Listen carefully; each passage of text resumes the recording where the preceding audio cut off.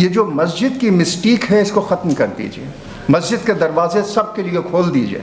नमाज के बाद लोग आएँ अंदर और देखें कि वहाँ कोई टेररिस्ट नहीं पल रहा है, वहाँ संजीदगी की बातें होती हैं, वहाँ अच्छी बातें होती हैं, जैसे मेरे सिख भाइयों ने गुरुद्वारों में किया हुआ है। आप आइए। अरे साहब, जो खौफ है लोगों के दिल में वो बयान कर रहा हूँ मैं। आपसे ज़्यादा हिंदू दोस्त मेरे हैं, मेरे तो मुसलमान दोस्त ही नहीं हैं। हादसे हो रहे हैं, FIRs हो रही हैं। मेरा ये आपसे अनुरोध है कि जब एक FIR आप पे हो तो 100 FIR आप करवा दीजिए। आपके पास फोर्स है, आपके पास लोग हैं, आपके पास नंबर्स हैं।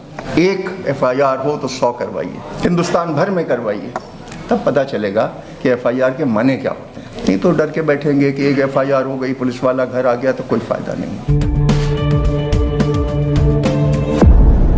ये बैठे बैठे किताब मुझे एक साहब ने दी, डॉक्टर कफ़ील ख़ान की, तो मैंने सोचा कि हिंदुस्तान का सेकुलरिज़म बड़ा अजीब व गरीब है कि एक डॉक्टर जो बच्चों की ज़िंदगी बचाता है उसको हमारी सेकुलर सरकार सस्पेंड करके नौकरी से मुअत्तल कर देती है। ये एक बड़ा इंटरेस्टिंग सवाल मेरे जहन में था।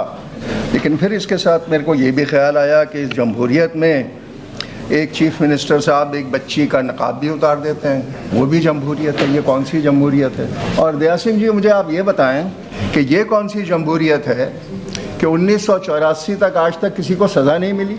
ये कौन सी न्यायपालिका है? ये कहाँ गुम हुए हैं? लेकिन ये वही न्यायपालिका है जहाँ के चीफ जस्टिस बाबरी मस्जिद का जजमेंट लिखने के वक्त अल्लाह मियाँ से पूछते हैं कि मुझे गाइड कर दीजिए। और ये वही चीफ जस्टिस हैं जो बनारस जाते हैं आपकी मस्जिद में और वहाँ सर्वे ऑर्डर कर देते हैं, 1991 का ऑर्डर देखते भी नहीं। फिर सवाल जहन में उभरते हैं कि भाई ये क्या हो रहा है। हमने देखा कि इस सेकुलर कंट्री में, छत्तीसगढ़ में हमारे क्रिश्चियन भाइयों के साथ क्या हो रहा है। मैंने छत्तीसगढ़ में काम किया है, मैं वहाँ कलेक्टर था 3 साल, जो अब रायपुर वहाँ का कैपिटल बन गया, उस ज़माने में मध्य प्रदेश था। मैं वहाँ 3 साल कलेक्टर था। कम्युनलिज़म छत्तीसगढ़ में हमेशा था और लोग कन्वर्जन को हर झाड़ के पीछे देखते थे कि उस झाड़ के पीछे क्रिश्चियन है और वो किसी को कन्वर्ट कर रहा है। और मैं आपको एक अपना किस्सा सुना देता हूँ कि मदर टेरेसा ने हमसे कुछ ज़मीन मांगी थी। मदर टेरेसा आप सब जानते हैं, और उन्होंने कहा था कि सिस्टर्स ऑफ चैरिटी के लिए हम यहाँ एक अस्पताल बनाएंगे और हमको छोटी सी ज़मीन दी जाए। तो हमने एक आधा एकड़ ज़मीन सेंट्रल रायपुर में उनको दी थी। और उसका रिएक्शन ये था कि RSS वाले नहीं, कांग्रेस वाले भी भूख हड़ताल पे बैठ गए थे कि क्रिश्चियंस को क्यों ज़मीन दी जा रही है। आपके MP कांग्रेस के थे कयूर भूषण साहब, जो मेरे पास आए कि साहब हम तो भूख हड़ताल कर देंगे। और जब मैंने उनसे ये कहा कि आप गलतफहमी में हैं, क्योंकि मदर टेरेसा की आप शख्सियत जानते नहीं हैं और अगर आप कुछ करेंगे तो हम आपको बंद कर देंगे, वो ये ज़मीन तो दे दी गई है, वो हड़ताल नहीं हुई। मैं ये भी देख रहा हूँ कि इस क्रिसमस पे कितनी ज़्यादतियाँ हुई और उसके बरक्स कितने लोगों पे एक्शन हुआ। और सबसे यूनिक प्रयोगशाला है, अब 2 लेबॉरेटरीज़ खुली हुई हैं हिंदुस्तान में, एक उत्तराखंड में और एक आसाम में। ये नई लेबॉरेटरीज़ हैं, तजुर्बा किया जा रहा है कि ये एक्सपेरिमेंट और एक्सपेंड किया जा सकता है या नहीं किया जा सकता। उत्तर प्रदेश में थोड़ा चला है। आसाम के मुख्यमंत्री क्या कहते हैं ये आपको मालूम है। Supreme court suo motu action नहीं लेता। और जब मेरे दोस्त हर्षवर्धन साहब FIR करते हैं तो मुख्यमंत्री साहब ये कहते हैं कि मैं तुम पे 100 FIR करवा दूंगा।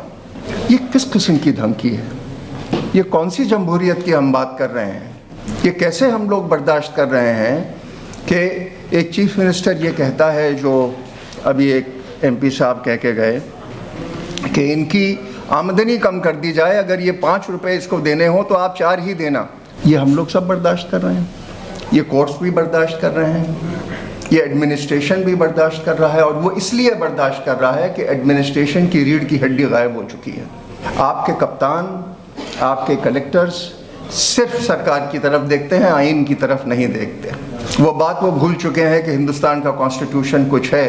क्योंकि जब हम लोग ओथ लेते हैं सर्विस में, जब हम भी आए थे सर्विस में, हम लोगों ने एक ओथ ली थी कॉन्स्टिट्यूशन में। वो कॉन्स्टिट्यूशन हम भूल गए। किसी ने कहा कि कॉन्स्टिट्यूशन जिंदा है, जैसे अदीब भाई ने कहा, मुझे कहीं दिखता नहीं है। और अगर कहीं है भी तो उसको बर्खास्त करने की कोशिश की जाती है। और न्यायपालिका आँख मूंद के बंद है, क्योंकि प्रोफेसर साईं बाबा जो 95% हैंडीकैप थे, अगर इस कमरे में वो दाखिल होते तो वो घुटनों के बल चल के आते और उनके घुटने पे नी कैप्स होते, क्योंकि उनके घुटने घिस चुके थे।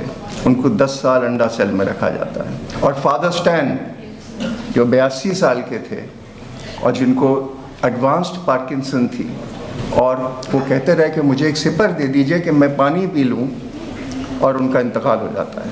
हम लोग सब खामोश।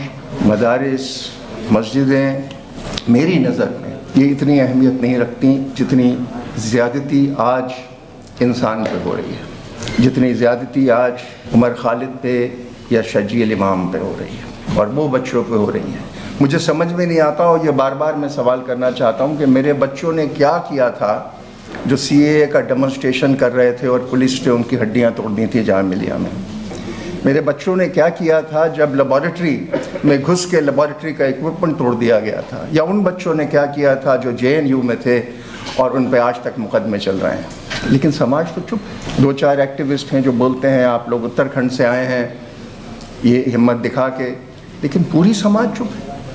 ये अजीज हमारे अदीब भाई जो कह रहे हैं 82 साल की उम्र में ये अकेला एक इंसान है जो लड़ रहा है, लोग घरों में बैठे हैं। और सबसे बड़ी बात आप ये देखें, जो किसी ने कहा भी कि 80% हिंदुस्तान में लोग गैर मुसलमान हैं या गैर सिख हैं या गैर क्रिश्चियन हैं, 80%। तो वो वास्ट मेजॉरिटी है जो हमको साथ लेके आज चल रही है, जिसको इसका साथ हमको देना है। ये हेगड़े साहब मेरे ख्याल परेशान हो गए होंगे आप लोगों के मुकदमे लड़ लड़ के, इनका साथ हमें देना है, नहीं तो हिंदुस्तान नहीं चल सकता। लेकिन हमसे भी अपेक्षा है सोसाइटी की, और वो भी मैं आपको बता दूँ। मेरी दरख्वास्त है आप लोगों से, चूँकि यहाँ बहुत सीनियर लोग मौजूद हैं, ये जो मस्जिद की मिस्टीक है इसको ख़त्म कर दीजिए। मस्जिद के दरवाजे सबके लिए खोल दीजिए। नमाज के बाद लोग आएँ अंदर और देखें कि वहाँ कोई टेररिस्ट नहीं पल रहा है, वहाँ संजीदगी की बातें होती हैं, वहाँ अच्छी बातें होती हैं, जैसे मेरे सिख भाइयों ने गुरुद्वारों में किया हुआ है। आप आइए। अरे साहब, जो खौफ है लोगों के दिल में वो बयान कर रहा हूँ मैं। आपसे ज़्यादा हिंदू दोस्त मेरे हैं, मेरे तो मुसलमान दोस्त ही नहीं हैं। तो इसलिए मैं कह रहा हूँ कि अपने दरवाजे खोल दीजिए, लोगों को आमंत्रित कीजिए कि मगरिब की नमाज से पहले आइए और हमारे साथ खाइए। तो फ़र्क देखिए कि लोग समझें हम लोगों को। जी, हमको कन्वीनियंट के नाम पे अरेस्ट कर ले। बेकार बातें मत कीजिए, किसको टेररिस्ट कर देंगे। This is a serious conversation, nobody is declaring you a terrorist. I don't think you should bring this conversation to a level of a gutter. We are here in for a serious conversation where Muslims should open their mosques, their madrasas and welcome everyone with open arms. ये मेरा आपसे कहना है, मेरा ये भी आपसे दरख्वास्त है। Thank you sir. मेरा ये भी आपसे दरख्वास्त है कि हमारे मदरसों का इतिहास बहुत बुलंद है, बहुत पुराना है, बहुत अच्छा है, लेकिन दीनी तालीम की एक लिमिट होती है। अब थोड़ा सा आगे बढ़ के वहीं दीनी तालीम ज़रूर दें, लेकिन अंग्रेज़ी और फिज़िक्स और मैथमेटिक्स और केमिस्ट्री भी पढ़ाएं, ताकि हमारा बच्चा जो बाहर जाएगा, जब हम बात करते हैं कि IAS में नहीं है, अरे भाई कैसे आ जाएंगे जब आप पढ़े नहीं हैं, आप जुडिशरी में नहीं हैं, आप पुलिस में नहीं हैं। हमको तालीम देनी, ये कोई शॉर्ट टर्म प्लान नहीं है। This is not a short term plan कि आपको 2 साल में इसकी तरक्की दिखेगी। हम लोगों ने 2010 में जामिया मिलिया इस्लामिया में एक IAS कोचिंग अकेडमी शुरू की थी। जब मैंने वो शुरू की थी तो लोगों ने कहा था ये फेल हो जाएगी, क्योंकि कहाँ मुसलमान पढ़ेगा। पिछले साल 31 बच्चे वहाँ से सिविल सर्विसेज में आए हैं। आप उनको इंकरेजमेंट दीजिए, आप उनको हौसला बढ़ाइए। हमने उनको कोचिंग दी, उनको फ्री रेजिडेंस दिया, उनको फ्री खाना दिया, उनकी फ़ीस माफ़ कर दी। 31 बच्चे आ गए। अब वो बच्चे तो कौम का काम है, और उसमें सिर्फ हिंदू, ये मुसलमान नहीं है, उसमें हिंदू भी हैं, उसमें दलित भी हैं, उसमें OBCs भी हैं। तो हम लोगों को अपने आप को खोलना है। We have to be citizens of this country on an equal footing. Nobody is superior to us. समाज बटी हुई है, वहाँ दलित भी हैं, आदिवासी भी हैं, ये सब हमारे भाई हैं। और जो अदीब भाई ने इशारा किया कि हम लोगों को सबको साथ लेना है। ये बैठे हैं दयाल सिंह जी, ये कितने दिलेर आदमी हैं, या जॉन बैठे हैं यहाँ पर, ये हमारे बहुत पुराने दोस्त हैं। He is a fighter at this age. इन लोगों को साथ लेके अगर एक ग्रुप बनेगा जो दलितों का होगा, जो मुसलमानों का होगा, जो ईसाइयों का होगा, जो बौद्ध का होगा, जो यहूदियों का होगा, तब तो सरकार की आंखें खुलेंगी कि सब इकट्ठा हो गए।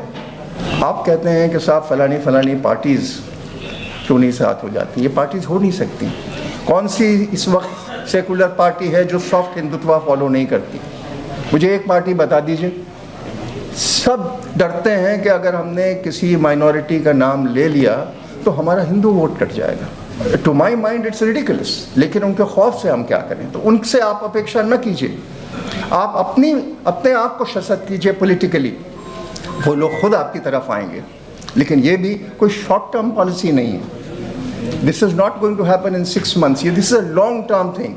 और फाइनली ये जो हादसे हो रहे हैं, FIRs हो रही हैं, मेरा ये आपसे अनुरोध है कि जब एक FIR आप पे हो तो 100 FIR आप करवा दीजिए। ये सब लोग यहाँ मौजूद हैं, जमात इस्लामी के साथ यहाँ मौजूद थे। आपके पास फोर्स है, आपके पास लोग हैं, आपके पास नंबर्स हैं। एक FIR हो तो 100 करवाइए, हिंदुस्तान भर में करवाइए, तब पता चलेगा कि FIR के माने क्या होते हैं। नहीं तो डर के बैठेंगे कि एक FIR हो गई, पुलिस वाला घर आ गया, तो कोई फ़ायदा नहीं। अदीब भाई, आप बहुत बहादुरी से काम कर रहे हैं। Nadeem, thank you very much. मेरा टाइम हो गया, no need to hint. Thank you very much for calling me.